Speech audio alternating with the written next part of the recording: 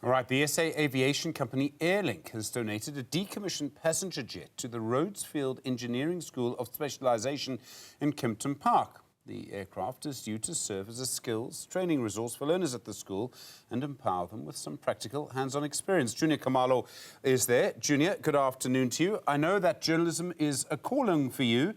Any second thoughts on another career that maybe you should have followed now that you've seen this plane?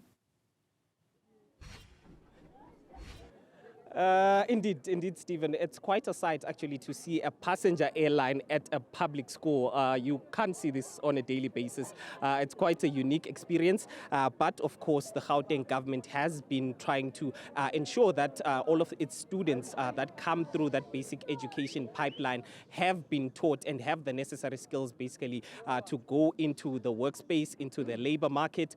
And they're trying to ensure that this particular school, the Rhodesfield Engineering School of Specialization here in Kempton Park, does meet that need. It is actually a stone's throw away from OR Tambo Airport. So this is part of the reason why the Department of Basic Education has tried to ensure that aviation specialization does happen at the school. But you did indicate that it was the company Airlink that actually donated this. So I do have an executive from Airlink, Namhla. Yeah, thank you so much for joining us, ma'am. Just to find out from you as an aviation company, why did you decide to donate this decommissioned passenger airline to this particular school? So there's a shortage of skills in aviation, right? And a lot of them that people don't know about include aircraft maintenance. And aircraft maintenance has many different wings to it. But what we thought is that instead of complaining, let's introduce these skills to schools and to kids while they're still young. And we don't do that with just an aircraft. We're actually also bringing in two aircraft technicians who will assist the learners to learn more about the aircraft, break it down, and then build it back up. That's what. Speaking about the technicians, how have they been educated and how long are they going to be part of the school? So they got their trade certificates, and they also did go to, I think they went to MARTA, which is one of the best schools for aircraft maintenance engineering, but then they also spent 18 months at Airlink learning as apprentices, so they well qualified to actually work on these aircraft and also transfer the necessary skills. And just lastly, this partnership between Airlink and the Department of Education, particularly this Rhodesfield Engineering School of Specialization, how long are we expecting it to continue? Well, as an initial start, we are deploying these technicians for 2 years. 2 years starting next year, because this year it's about planning, it's about building, it's about ensuring that their skills transfer is part of the curriculum. It's about ensuring that they are incorporated into the staff. But the aircraft is here forever. Yeah, so much. Just to bring in the MEC for basic education here in Gauteng. MEC, quite an undertaking by Airlink. Just to get your thoughts around the donation that has been given to the school. I want to appreciate, the partnership that we have with Airlink. I'm hoping this is a lifetime partnership as opposed to 2 years, but it's a start, and we know it's going to go a long way. These children, you can see their faces, they're growing, they're happy. They can't wait to really experience this because they know every day they come to the school, they see flights landing and taking off just next door every day.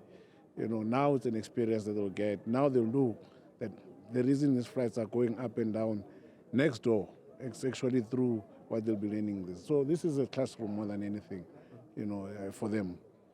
The South African Airways just in May did release statistics around aviation and the pilots that they have. Of the over 200 pilots, there are only 24% that are actually black South Africans.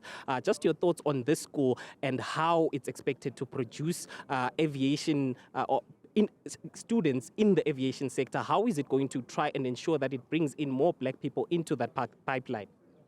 The first thing I think Dr. Namhla avoided, didn't say, is the curriculum aspect, that they are going to help us to actually compile a particular curriculum course that we will be teaching in the School of Aviation with the primary focus on all the other aspects and the careers that are available.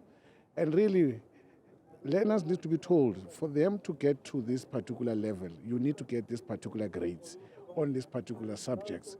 And this is an added advantage. So it's important. So when they have this plane, when they have this particular subject being offered at the school, they will actually know what is the target and the goal. Many don't know that you have to really get to very high grades, mathematics, science, in your home language, to really get to that point where you are actually being accepted to even begin to start being a pilot, and the cost of it, So the partnership is very important for us. So we know that as long as there's information, kids will be able to know what to do. Okay, thank you so much. That is the MEC for Education there, Stephen. Just basically speaking about trying to change the curriculum and ensure that the curriculum also provides skills learning, practical skills, of course, as you see the passenger airline that is behind me, to try and ensure that students are taught to specialize and meet the need of the demands in the labor market, Stephen.